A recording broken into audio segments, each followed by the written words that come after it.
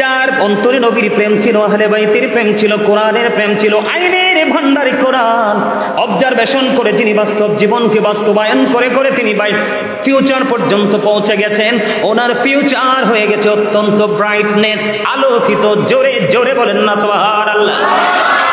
আপনি আমি জীবনে কার কোনো মানুষের কবর কি দেখতে পাইছি দৈর্ঘ্যে প্রস্থে 70 গুণ চওড়া? কথা কয় না। দৈর্ঘ্যে প্রস্থে 70 গুণ চওড়া আমরা কখনোই দেখিনি, কিন্তু আসলে এই কবরটা তার জন্য জান্নাতের বাগান। কিন্তু বন্ধু, যিনি মুনাফিক, যিনি আল্লাহ রাসূলের বিধানের অমান্য করেছে, নিজের গায়ের জোর খাটিয়ে খাটিয়ে চলেছে, আলেম ওলামাদের কথা শুনেনি, খতিব সাহেবদের কথা শুনেনি, আলেমদের কথা শুনে নিজের বাস্তব জীবনটাকে তিনি ডেভেলপ করতে পারেনি, ওই ব্যক্তি যখন বন্ধু কবরে যাবে, কবরে যাওয়ার সঙ্গে সঙ্গে আল্লাহ রাব্বুল আলামিন তার জন্য এমন একটা ব্যবস্থা করে রাখবে, তাকে প্রশ্ন করা হবে, সে কোনো উত্তর দিতে পারবে না। এর মধ্যে সবচেয়ে বড় ভয়ঙ্কর হলো রাসূল সম্পর্কে যখন প্রশ্ন করবে রে, সে সঠিক কোনো উত্তর দিতে পারবে না। সে বলবে মানুষ যা বলতো আমিও তা বলতাম, মানুষ যেভাবে রাসূলকে চিনেছে, নবীকে চিনেছে, আমিও সেইভাবে চিনতাম। আল্লাহ রাব্বুল আলামিন সঙ্গে সঙ্গে মাটিকে একটা ডাক দিয়ে বলবে, মাটি রে তুই তাকে এমন ভাবে চাপ দে, মাটি এমন ভাবে তাকে চাপ দিবে। হাদিস শরীফের মধ্যে এসেছে বন্ধু, তার একটা হাড়ের ভিতর আর একটা হাড় ঢুকে যাবে মাটির চাপে। দুঃখজনক হলেও সত্য রে। কেমন করে বন্ধু তোমাদের হৃদয় পর্যন্ত আমার প্রাণের নবীর পবিত্র জবান মোবারকের কথাগুলো আমি ঢুকিয়ে দিতে পারবো আমি জানি না। আল্লাহ রাসূল বলে দিয়েছেন, আমি আগে কোরআনটা শেষ করি, তারপরে আমি আবার হাদিসে যাব। এইখানে আমি একটু কোরআন যুক্ত করতে চাই বন্ধু। হাদিস শরীফের মধ্যে এসেছে মাটি তাকে চাপ দিবে, একটা হাড়ের মধ্যে আরেকটা হাড় ঢুকে যাবে। কিন্তু বন্ধু আল্লাহ বলেছে লা ইয়ামুতু, আর মরতে পারবে না। আল্লাহু আকবার বলে না কেন? আরে আরো জোরে বলেন না আল্লাহু আকবার। লা ইয়ামুতু, people will not die that day, সেদিন মানুষ আর মরতে পারবে না। আল্লাহ বলেছেন ফিহা ওয়ালা ইয়াহইয়া, people will not be able to live that day, সেদিন মানুষ বাঁচতেও পারবে না। আল্লাহ আরো বলেছেন ওমা হুমান হাবিয়া গায়িবিন, people will not be able to escape that day, সেদিন মানুষ সেখান থেকে পালাইতেও পারবে না। দেখছেন নি কবর? আমি যে বলেছি না যে কবরে একটু পরে নিয়ে আসতেছি, বাঁচারও কি নাই, সুযোগ নাই, মরারও, পালাবারও। কি করবেন তখন? বন্ধুকে টেলিফোন করবেন, নেটওয়ার্কও তো নাই, কি নাই, কথা বলে না, ওখানে নেটওয়ার্ক নাই, একেবারে চিরতরে ছিন্ন করে দিবে আল্লাহ রাব্বুল আলামিন। বিজ্ঞান সব জায়গা পর্যন্ত প্রবেশ করতে পেরেছে, কিন্তু 3.5 হাত মাটির ঘরে আজও ঢুকতে পারেনি। এই জীবনে ঢোকার সুযোগও, আরো জোরে বলেন না কেন? এখন আপনারা কি ভালো কাজ করে আজকের পর থেকে নতুন কোন গন্তব্যের দিকে হাঁটতে শিখবেন তো? কথা বলে না। আবার একটা হযরতে আবু হুরায়রা রাদিয়াল্লাহু তাআলা আনহু থেকে একটা হাদিস বন্ধু বর্ণিত, আমার নবী কয়েকজন সাহাবীকে নিয়ে হাঁটতে হাঁটতে যাচ্ছেন। যাওয়ার সময় হঠাৎ করে তিনি একটা গোরস্থান দেখে, গোরস্থানের পাশে বন্ধু তিনি দাঁড়িয়ে গেলেন। ইয়া রাসূলুল্লাহ, ইয়া হাবিবাল্লাহ, নবী গো, ও প্রাণের নবী কেন গো দাঁড়িয়ে গেলেন? নবীজি দাঁড়িয়ে গেলেন, খেজুরের ডাল বন্ধু ভাঙলেন। এই কবরের পাশ থেকে খেজুরের ডাল ভাঙলেন, খেজুরের ডাল ভেঙে তিনি 2টা টুকরো করে 2টা কবরের মধ্যে তিনি গেড়ে দিলেন। ইয়া রাসূলুল্লাহ, তার মানে কি? ইয়া হাবিবাল্লাহ, তার মানে কি? আমার নবী বলেছেন এই 2টা কবরের মধ্যে আযাব চলতেছে, আমি নবী দেখতে পেয়েছি। যতক্ষণ পর্যন্ত খেজুরের ডালাগুলো সবুজ থাকবে রে, ততক্ষণ পর্যন্ত খেজুরের ডালাগুলো জিকির করতে থাকবে। আর এই জিকিরের বদৌলতে কবরবাসীর কবর আযাব মালিক বন্ধ করে দিবে। Zika is the heart medicine. গবেষণা ইনস্টিটিউট থেকে বের করেছে স্টেনোবার যারা, তারা বলেছেন জিকির আপনার হার্টকে স্ট্রং রাখবে। একটা মানুষের হার্ট যত বেশি স্ট্রং, একটা মানুষের জীবন তত সুন্দর। জিকিরের ফজিলত, জিকিরের মর্যাদা এত বেশি। আপনি ঈমানকে টেকসই করে যখন আমল করতে করতে নতুন গন্তব্যের দিকে হাঁটতে থাকবেন, যতই যাবেন সামনে পৃথিবী সবাই দেখে অন্ধকার, কিন্তু আপনার দৃষ্টি যাবে শুধু আলোর দিকে। কোথায়? কথা বলে না কেন? আরে আরো জোরে বলেন না। আমি আপনাদেরকে আজকে যেহেতু কবরবাসীর উদ্দেশ্যে, রাজীব ভাই বাবার উদ্দেশ্যে আজকের এই জান্নাতের বাগান বন্ধু আরেকটা মজার, একটা আকর্ষণীয় একটা হাদিস আমি আপনাদেরকে শোনাই। মুহাম্মদ ইবনে নসর রাদিয়াল্লাহু তাআলা আনহুর বাবা। মানুষ যখন মারা যাইতো গো, মানুষ মারা গেলে তিনি জানাজায় অংশগ্রহণ করতে পারলে তিনি বেশি খুশি হতেন। সব সময় তিনি যত দূরেই মানুষ মারা যান, যখন তিনি মৃত্যুর সংবাদ পাইতেন তিনি জানাজায় শরীক হয়ে যেতেন। হঠাৎ একদিন এমন এক প্রেমময় দৃশ্য তিনার চোখের সামনে এসে পড়লো। দৃশ্যটা হলো বন্ধু, সব মানুষ ওই লোকটাকে জানাজা দিল, কাফন পরালো, দাফন করে চলে গেল। মুহাম্মদ ইবনে নসর রাদিয়াল্লাহু তাআলা আনহুর বাবা তিনি কবরের পাশে দাঁড়িয়ে রইলেন। হঠাৎ করে তিনি দেখতে পাইলেন জিন্দা যেন দুইটা মানুষ এই কবরটার মধ্যে ঢুকতেছে। সুবহানাল্লাহ বলেন না। উনি বলতেছে এরকম দৃশ্য দেখা তো থাক দূরের কথা, আমি কোনোদিন এমন গল্প শুনি নাই।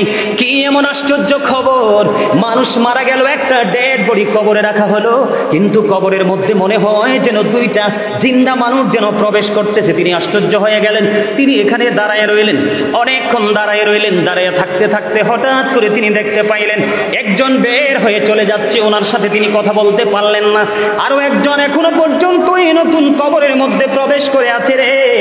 এবার ওই মুহাম্মদ ইবনে নসর রাদিয়াল্লাহু তাআলা আনহুর বাবা তিনি কি করলেন, ওই নতুন কবরের পাশে দাঁড়াইয়া 10 বার তিনি সূরা ইয়াসিন তেলাওয়াত করলেন, 10 বার তিনি সূরা মুল তেলাওয়াত করলেন, করে আল্লাহর দরবারে দোকানে হাত তুলে দিলেন। ইয়া রাব্বাল আলামিন, মনিব আমার সামনে রহস্যকর একটা ঘটনা গো আল্লাহ, আমি সেই রহস্য উদ্ঘাটন করতে চাই, দেখতে চাই মনিব, এটা কেমন করে সম্ভব, কেন এবার দুইটা মানুষ আসলো। বন্ধুরে আমার, ওই ওনার দোয়া শেষ হইতে দেরি রে, সঙ্গে সঙ্গে কবরটা, নতুন কবরটা ফাইটা দুইটা টুকরা হতে দেরি হয় না। জোরে জোরে বলেন আল্লাহু আকবার। কবরটা ফাইটা বন্ধু দুইটা টুকরা হয়ে গেল। কবরটা ফেটে যখন দুইটা টুকরা হয়ে গেল, এবার তিনি দেখতে পাইলেন ওই যে আরেকজন তিনিও বের হয়ে চলে যাচ্ছেন। এবার ওনাকে ডাক দিলেন, হে আগন্তুক আপনি একটু দাঁড়ান, আপনার সঙ্গে কথা আছে। আপনি কে গো? আপনারা দুইজন এসেছিলেন, একজন আগেই চলে গেল, আরেকজন এখনো পর্যন্ত আপনি অবস্থান করতেছেন, আপনারা কে? কয় আমরা পৃথিবীর কোনো মানুষ নই, আল্লাহ রাব্বুল আলামিনের রহমতের দুইজন ফেরেশতা।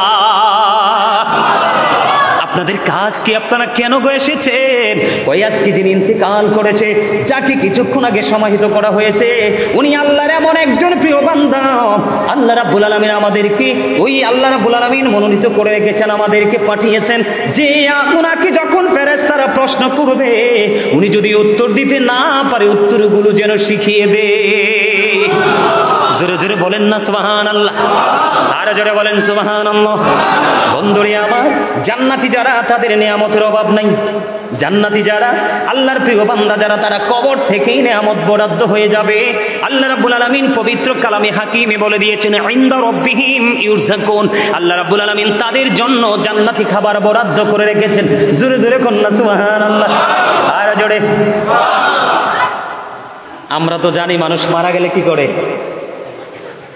মানুষকে কাপন টাপন পরাইয়া এটারে সোজা করে নিয়ে শোয়াই দিয়ে আসে, কিন্তু আল্লাহর প্রিয় যেটা, এটা সাথে সাথে কি হয়ে যায়। আরো জোরে। আল্লাহ নিজে বলতেছে জান্নাতীদের জন্য আল্লাহ জান্নাতি খাবার বরাদ্দ করে রাখছে। আরো জোরে বলেন না সুবহানাল্লাহ। এই সুবহানাল্লাহ তো জান্নাতীদের খাবার। এই সুবহানাল্লাহ শব্দটা জান্নাতীদের কি খাবার। আমরা আজকে সবাই জান্নাতি মেহমান, এখানে যারা প্রবেশ করেছি, নসিবটা যদি ভালো হয়, হৃদয় নিয়তটা যদি সহি থাকে, এখান থেকে বের হবেন একবারে নিষ্পাপ হয়ে। ওমা আমিন কয় না? আর জোরে বলেন আমিন, আর জোরে। আমি যদি বলি এখানে নেককার কে আছেন, কেউ হাত তোলার সাহস পাবেন না। যদি বলি গুনাহগার কে আছেন, 2 হাত তুলবো আমরা, ঠিক না? যেহেতু নিজেদেরকে অপরাধী মনে করি, অপরাধ থেকে মুক্ত হওয়ারও তো দরকার আছে, আছে না? আল্লাহ রাব্বুল আলামিন জান্নাতি খাবার বরাদ্দ করে রেখেছেন বন্ধু আল্লাহর প্রিয়দের জন্য। আর যারা অপরাধী, যারা পাপী রে, একটু আগে আমি বলেছি বন্ধু, তুমি বাঁচতে পারবা না, মরতে পারবা না, পালাতেও পারবা না। সূরা শুআরার 88 নম্বর আয়াতে আল্লাহ জানিয়ে দিয়েছে, তোমার ধন সম্পদ দিবেন, সন্তান পর্যন্ত কোনো কাজে লাগবে না। হাদিস শরীফের মধ্যে এসেছে, আল্লাহ বলে, আল্লাহ রাসূল বলেছেন, কবরটা 2টা রূপে হবে। একটা হলো জান্নাতের বাগান, আর একটা হলো জাহান্নামের গর্ত। এখন বন্ধু আমি সংক্ষিপ্ত সময় যেহেতু একটু কাট করে কথাগুলো বলছি, আপনার যারা অপরাধী, যারা পাপী, যারা জাহান্নামী, তাদের জন্য একটা খাবারের খবর পাইলাম। কি খাবার? একটা খাবারের খবর পাইলাম। সেই খাবারটার নাম হলো বন্ধু তিনাতুল খাবার। কি? তিনাতুল কামাল। ইয়া রাসূলুল্লাহ, ইয়া হাবিবাল্লাহ, নবী গো, এই তিনাতুল কামালটা কি গো নবী? আমার দিকে তাকার বন্ধু, এই তিনাতুল কামালটা হলো আরেকটা জাহান্নামীর নিংড়ানো রক্ত অথবা পুজ।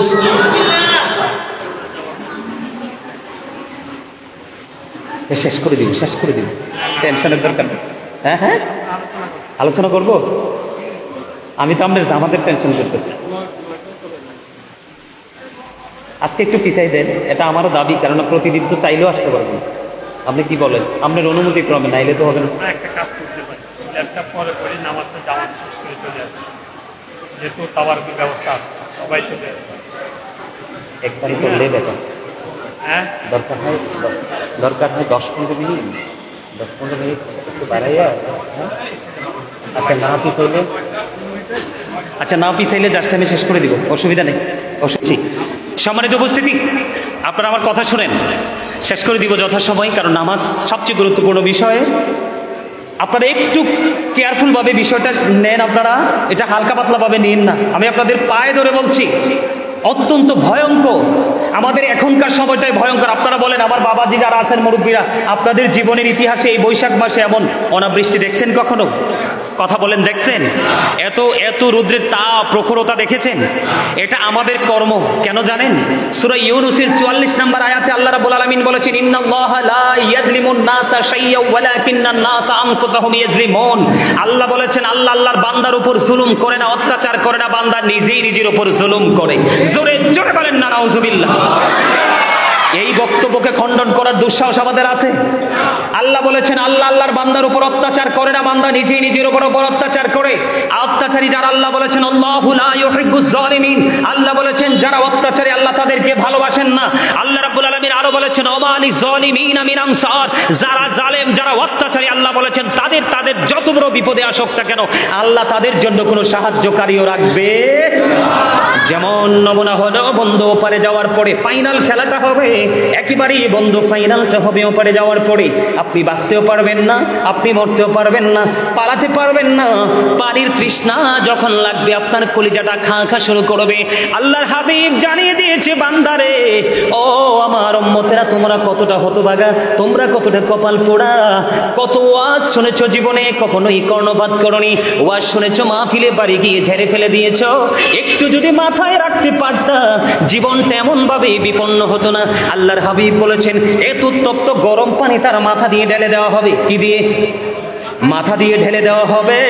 ও বন্ধু, এই পানি মাথা দিয়ে ঢালার পরে ভিতরে যাবে 2 রানের মধ্যখানে দিয়ে, বন্ধু একেবারে লিকুইড হয়ে, জুস খাইছেন না, ম্যাঙ্গো জুস, এইরকম জুস হয়ে একেবারে লিকুইড হয়ে 2 রানের মধ্যখান দিয়ে বের হয়ে যাবে।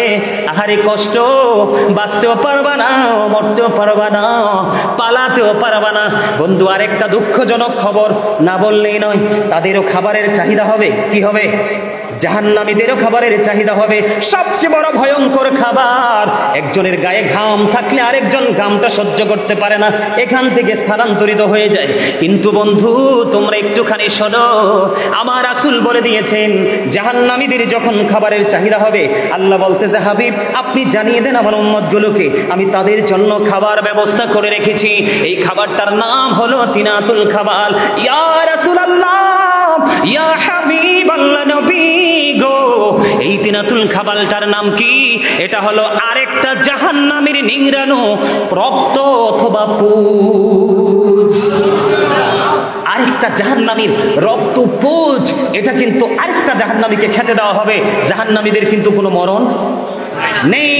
ওই যে বললাম, বাঁচতেও পারবা না, মরতেও পারবা না, পালাইতেও পারবা না।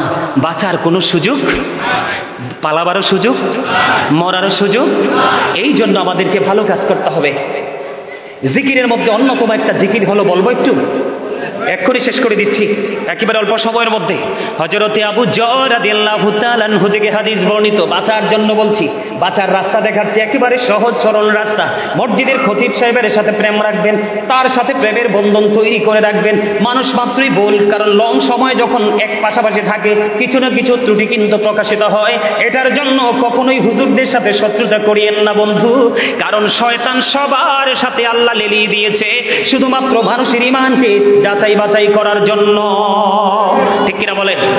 তবে মজার খবর হলো যারা মুমিন, 100% মুমিন, তাদের জন্য আল্লাহ বলেছেন শয়তান ডিসিপশন ইজ ভেরি উইক। শয়তানের ধোঁকা মুমিনের জন্য একেবারে দুর্বল। সুবহানাল্লাহ বলেন না? আর জোরে, ইন্না কাইদা শাইতানি কানা দাঈফা। শয়তান ডিসিপশন ইজ ভেরি উইক। শয়তানের ধোঁকা মুমিনের জন্য একেবারে দুর্বল। হাজার চেষ্টা করলো মুমিনকে গায়েল করতে। আপনারা সবাই তো এখানে গুনাহগার, গুনাহগার না আমরা? এখন গুনাহ থেকে মাপ পাওয়ার দরকার আসেনি? কথা কয় না আসেনি? আছে। ছোট্ট হাদিস বন্ধু, শীতের দিনে নবীজি বের হলেন। বের হওয়ার পরে চাইয়া দেখলেন শীতের দিনে কিন্তু গাছের পাতাগুলো ঝরে যায়, যায় কিনা?